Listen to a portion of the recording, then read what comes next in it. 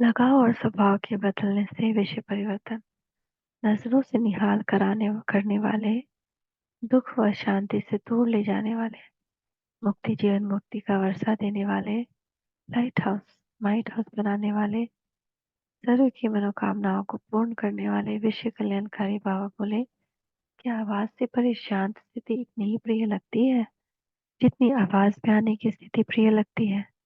आवाज में आना और आवाज से परे जाना, ये दोनों ही एक समान सहज लगते हैं या आवाज से परे जाना मुश्किल लगता है? वास्तव में स्वधर्म शांत स्वरूप होने के कारण आवाज से परे जाना अति सहज होना चाहिए। अभी अभी एक सेकंड में जैसे स्थूल शरीर द्वारा कहीं भी जाने का इशारा मिले, तो जैसे जाना और आना ये दोनों ही सहज अनुभव होते हैं, वैसे ही इस शरीर की स्मृति से बुद्धि द्वारा परे जाना और आना ये दोनों ही सहज अनुभव होंगे।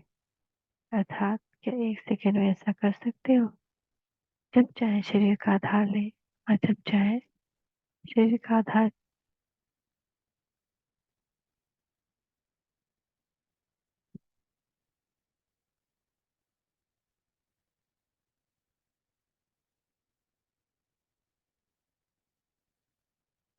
और जब चाहे शरीर का आधार छोड़कर अपने अशरीर रूप में स्थित हो जाए। कैसे चलते फिरते करते रहते हो? जैसे शरीर धारण किया वैसे ही फिर शरीर से न्यारे हो जाना, इन दोनों का क्या एक ही अनुभव करते हो? यही अनुभव अंतिम पेपर में फर्स्ट नंबर लाने का आधार है। जो लास्ट पेपर देने के लिए अभी से तैयार हो गए हो या हो रहे हो, जैसे विनाश करने वाले एक इशारा मिलते ही अपना कार्य संपन्न कर देंगे। अर्थात विनाशकारी आत्माएं इतना एवर रेडी है कि एक सेकेंड के इशारे से अपना कार्य अभी भी प्रारंभ कर सकती है।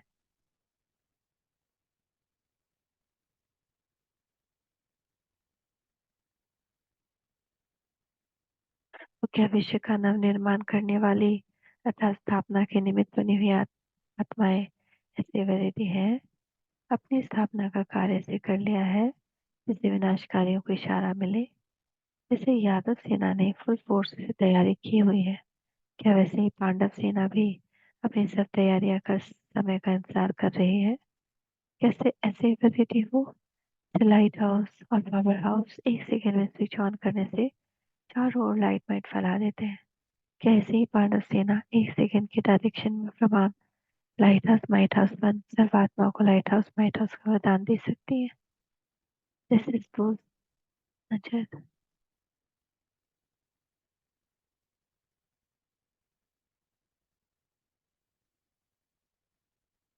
जैसे स्थूल नजर एक सेकंड में स्थान पर बैठे चारों ओर देखती है कि ऐसे ही तीसरे नेत्र द्वारा एक सेकंड में अब चारों ओर न सिर्फ भारत लेकिन सारे विश्व की आत्माओं को नजर से निहाल कर सकते हो। जैसे सरल और सहज विधि से स्थूल नेत्र द्वारा नजर फैला सकते हो, क्या वैसे ही आप नजर से निहाल कर सकते हो? गायन भी है, एक सेकंड में तीसरा नेत्र खुलने से विनाश हो गया। विनाश के साथ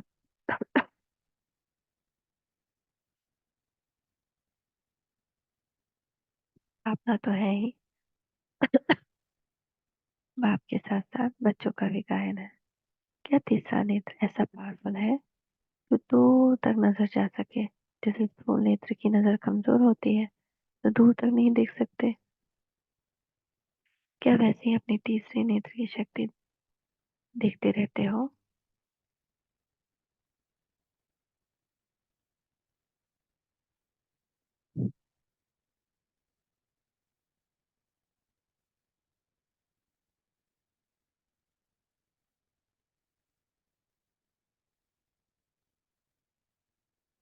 तीसरे नेत्र को शक्तिशाली बनाने के लिए केवल दो मुख्य बातों पर शब्दों पर अटेंशन चाहिए।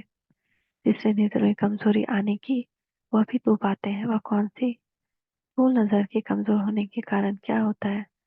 ब्रेन वर्क का ज्यादा होना, बातें तो वही है, लेकिन इन सभी बातों का दो शब्दों में सार मिलाने में टेंशन रखना सहज हो जाता है।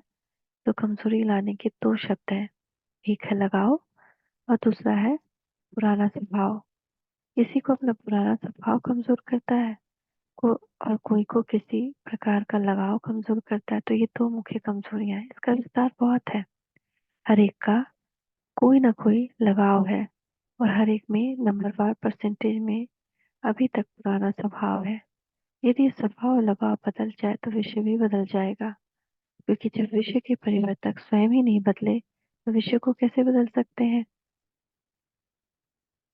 अपने में चेक करो, या किसी भी प्रकार का लगाव है, चाहे वह संकल्प के रूप में लगाव हो, चाहे संबंध के रूप में हो, चाहे संपर्क के रूप में हो, चाहे अपनी कोई विशेषता की तरफ हो। फिर अपनी कोई विशेषता में भी लगाव है तो वो भी लगाव बंधन युक्त कर देगा, और वह बंधन मुक्त नहीं करेगा, क्योंकि लगाव अशरीरी बनने नहीं देगा, और वह विषय कल्याणकारी भी बन नहीं सकेगा।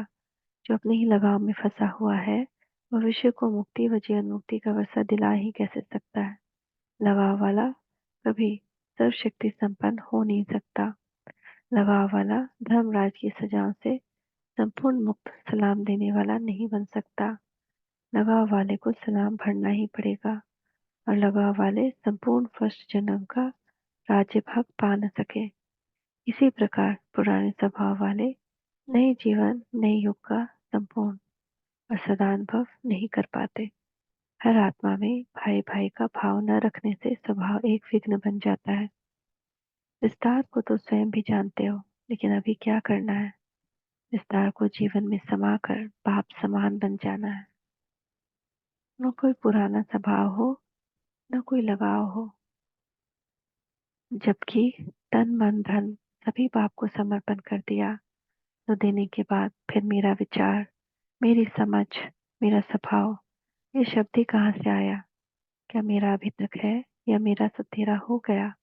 जब कहा मेरा सो तेरा, तो मेरा मन समाप्त हो गया ना। मन और तन बाप की अमानत है, आपकी तो नहीं है ना। मेरा मन चंचल है, यह कहना कहाँ से आया। क्या अभी तक मेरापन नहीं छूटा। मेरेपन किस में होता है, बंदर में। वह खुद मर जाएगा, लेकिन उसका मेरापन नहीं मरेगा। इसलिए चित्रकारों ने महावीर को पूंछ की निशानी दे दी है महावीर, लेकिन पूंछ जरूर है। तो ये पूंछ कौन सी है, लगाव और स्वभाव की। जब तक इस पूंछ को आग नहीं लगाई, तब तक लंका को आग नहीं लग सकती। तो विनाश की वार्निंग की सहज निशानी कौन सी हुई, इस पूंछ की आग लगानी है। जब सभी महावीरों की लगन की आग लग जाएगी, तो क्या यह पुराना विषय रहेगा। इसीलिए अब सभी प्रकार के लगाव और स्वभाव को समाप्त करो।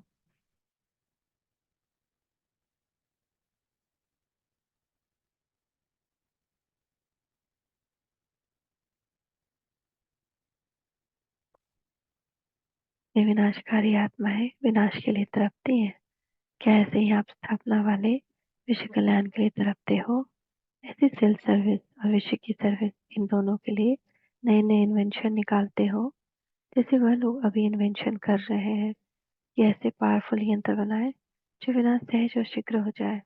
तो क्या आप ऐसे महावीर साइलेंस की शक्ति से इन्वेंटर ऐसा प्लान बना रहे हो तो सारे विश्व को परिवर्तन होने में, समस्त मुक्ति जीवन मुक्ति का वर्षा लेने में सिर्फ 1 सेकेंड ही लगे और सहज भी हो जाए।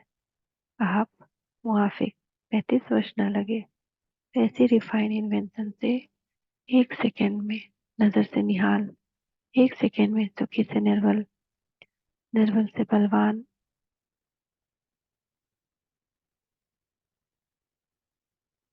और अशांति से शांति का अनुभव करा सको।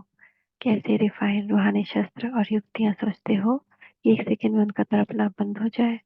जैसे बम द्वारा 1 सेकेंड में मर जाए, वैसे 1 सेकेंड में उनको वरदान महादान दे सको। कैसे महादानी ऐसे वरदानी बने हो कि सर्व की मनोकामनाएं पूरी करने वाले कामधेनु बने हो।